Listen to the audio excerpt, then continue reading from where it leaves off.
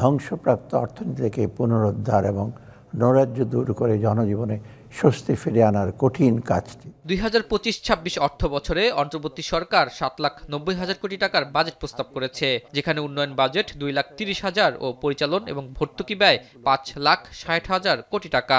কর পরিপালনের জন্য সহজ করার জন্য লিস্টেড কোম্পানি সমূহের ক্ষেত্রে 2.5% কর হার সুবিধা প্রাপ্তির শর্ত শিথিল করে বাজেটে ব্যাংকের 3 লাখ টাকা পর্যন্ত আবগারি শুল্ক ছাড় দেওয়া হয়েছে। তবে এর বেশি অর্থের ক্ষেত্রে 2024-25 অর্থ বছরে নির্ধারিত শুল্ক অব্যাহত রাখা হয়েছে।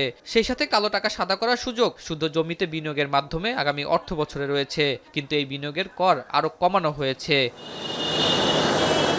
এদিকে আগামী অর্থ বছরে শেয়ার বাজারে তালিকাভুক্ত ও অতালিকাভুক্ত কোম্পানির কর ব্যবধান 5 থেকে বাড়িয়ে 7.5% করা হয়েছে।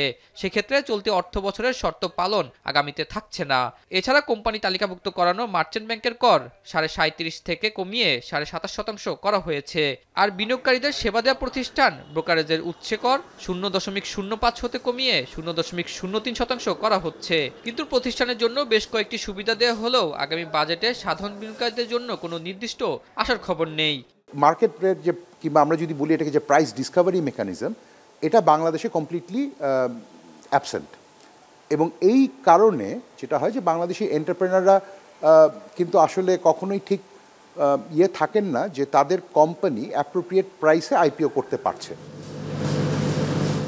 এছাড়া সরকারি মালিকানাধীন বহুজাতিক সহ ভালো কোম্পানি তালিকাভুক্ত করতে সুবিধা দেওয়া অব্যাহত রাখা হবে এবং তালিকাভুক্ত মোবাইল কোম্পানির কর 2024-25 অর্থ বছরের মতো শর্ত সাপেক্ষে 45 হতে কমিয়ে 40% করার কথা বলা হয়েছে।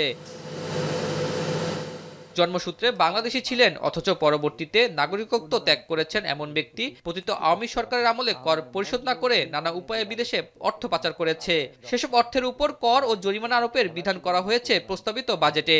নানা উপায়ে বিদেশে পাচারকৃত অর্থ সম্পদের উপর কর ও জরিমানা আরোপের বিধান করা হয়েছে। আতাউর নিয়ন, এখন, ঢাকা। একনল অ্যাডভান্সড হাইজিন সোপ, এবার জীবাণু ধুলাবালি ঘাম ক্লিন বোল্ড।